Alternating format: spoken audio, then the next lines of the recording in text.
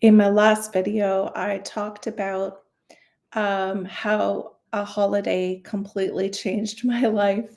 And I just took my dog for a walk, and I wanted to actually tell you how I found um, my new pathway. So I had returned to work after having surgery. My surgery really affected my whole body. I was in a lot of pain for months and months and months. And so when I came back to work, I really, uh, I really wasn't loving what I was doing. I wasn't really loving what I had become during that time. I was really depressed. I'm going to be honest. I was depressed. I was in a lot of pain, and I spent a lot of time on the couch complaining in my head. And so we had made a place for me in the house for me to work out of. And I was, it was fine going back to work, but I was just really dissatisfied, I guess was the word, dissatisfied, and really wondering uh, if I truly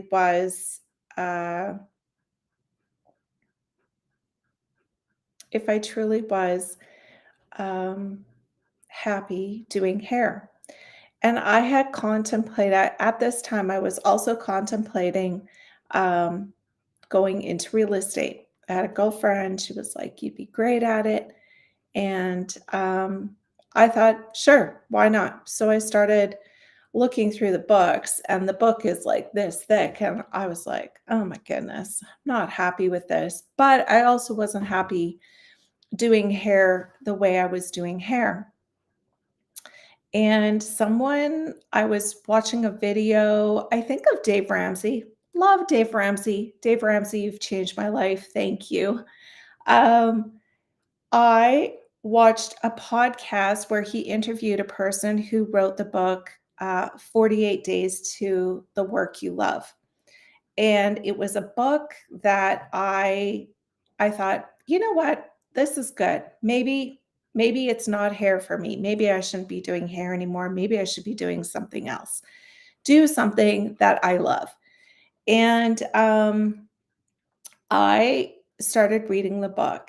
Now, during this time, I had lost a lot of my clientele, and the phone, like, I let people know that I was back to work, but the phone just wasn't ringing. And in my heart, I was like, "I'm done doing hair." Okay. So, mental state, I'm done doing hair, but I'm still trying to do hair.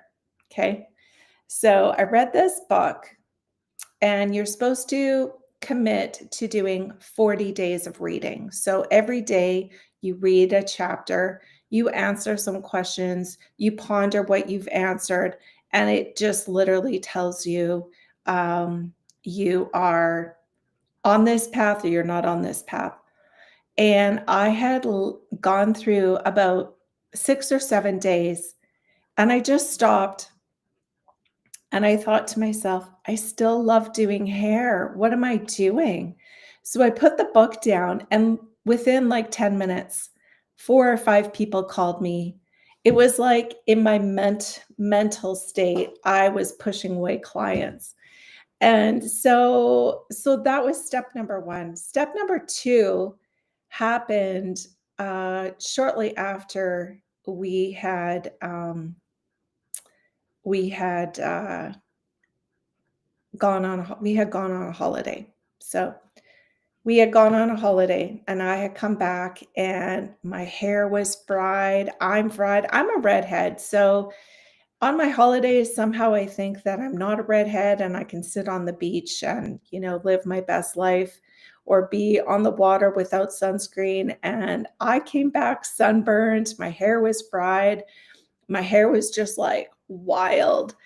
And I came home, and there's this book on in my mail, not a book, a booklet, a sales booklet that a company called Cosmoprof, and set up, and there was this beautiful lady with curly hair, Lorraine Massey. At the time, she was with Diva Curl. She was one who started Diva Curl.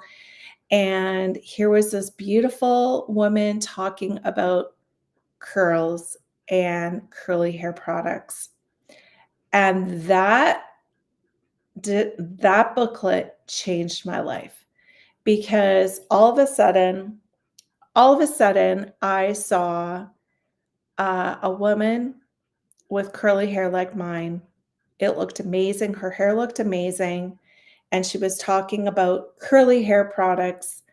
And I was like, I'm in. And so we we ended up rushing to the store.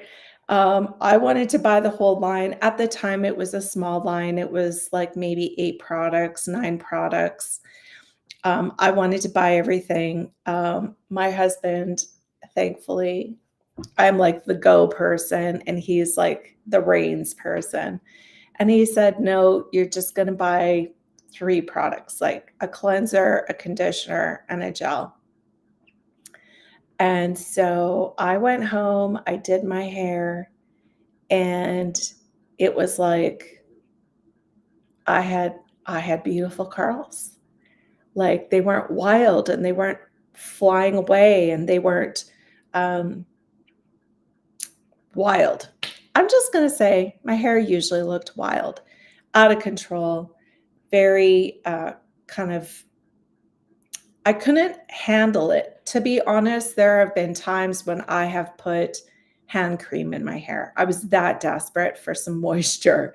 So, when I say wild, I'm talking like, all around.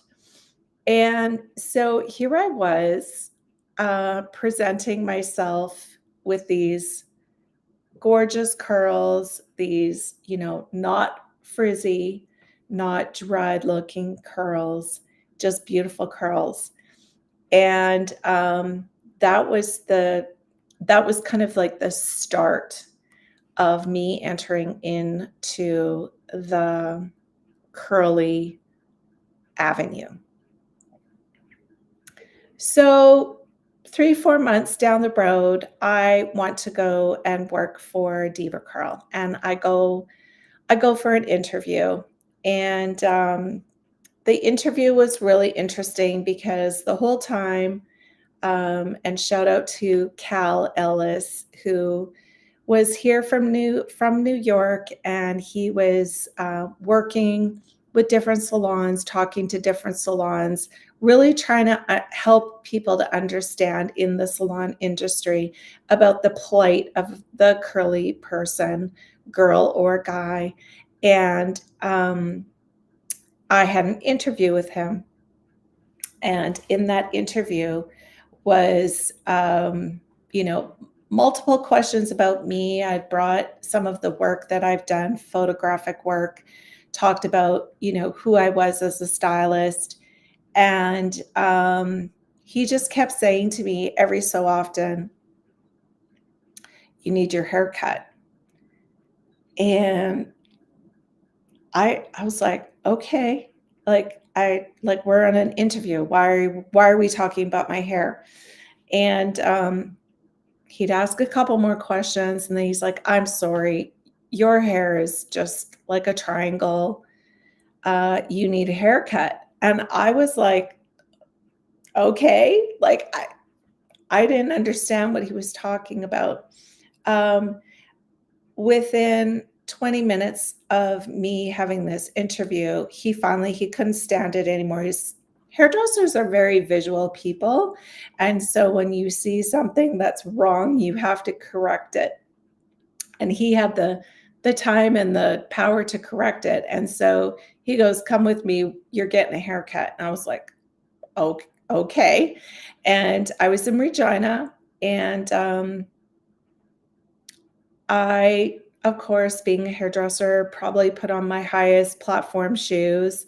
I was all dressed up, and here we were in the parking lot, and he's like, "We're just going to cut your hair right here." There were times where I was too tall for where he needed to cut, so I had to squat. When I tell this story, it just sounds so ridiculous. I had to squat between a truck and a car, and he was cutting my hair, and curls were flying in the wind, and I was like, "What is happening right now?" Of course, it didn't look good. To other people walking by in the parking lot, it did not look good, and so I would yell out, "I'm getting a haircut," and one person actually said, "Yeah, right," and she just, like, shook her head and walked away, and, one person actually came back. She was like, I really wanted to know what you guys were doing." And, here I was having a haircut outside in the parking lot of a hotel in Regina. It sounds crazy, but that's what happened.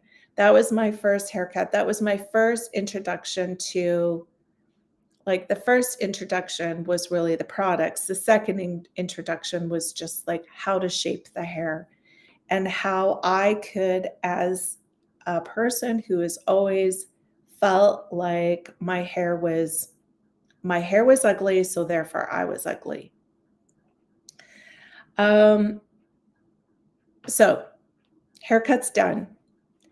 And I'm like, "Did I get the job?" And he was like, "Well, you know, any person who works for us has to come and get education in New York." Now, at the time, now let's remember backing up, I had minimal clients. I just come kind of like changed and shift my focus about, yes, I want to do hair. So I really wasn't booked up. And the previous year, the previous tax season, I had made less than $5,000. Okay. And we were financially not in a good place.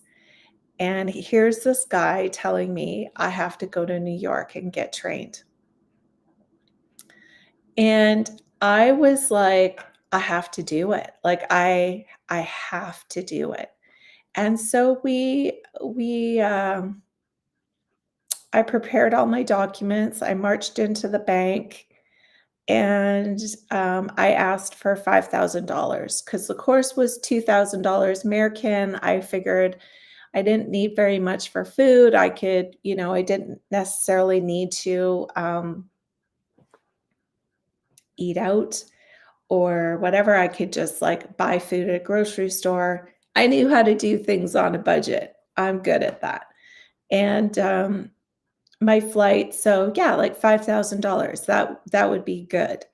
And they laughed at me. They were just like, "Yeah, no. Like all last year you made $5,000. Why would we give you $5,000?" And I was devastated. I was like, oh, and the other thing is they wanted me to have my husband co-sign the loan if I was to get a loan, and I thought, "Yeah, like, I'm done with that, like, I need to do this on my own." Um, and so I had a dear friend, her name's Adrienne, I love Adrienne, her and her husband have been so supportive of me and my family over the years, and she phoned me and she said, "So, how did it go?" And I started to cry and I said, "They won't give me the money." And she goes, "What?" And I was just like I was just so, so down. And within 5 minutes, she was over at my house with a check for $5,000, and she said, "Christine, it's meant to be. You need to go." And I was just shocked by her generosity, and I told her I would pay her back. And, I booked the ticket, and I went to this class, and it changed my life. But, what I wanna say is sometimes when you're about to step out onto a new pathway or a new way of thinking or a new way of doing things, um, there could be roadblocks. There could be things that get in your way. Um, mentally, there can be things in the way, or financially. Like, in my case, I there was no way. I didn't even have a credit card that I could put the money on. It was just like I needed to go. And, God God knows your heart, and God knows the plans and purposes. The word of God says he knows those things. He knows the desires of your heart. And so in my case, it was a sweet, sweet friend who offered to loan me the money so that I could go. And I'm just so grateful. I'm grateful for people in my life who have supported me and supported my business. But if you're going through a hard time right now, don't hesitate. There's another way, there's another path. Maybe God has another way, another avenue for you to go through, but don't give up. Uh, hard things are hard and it's okay.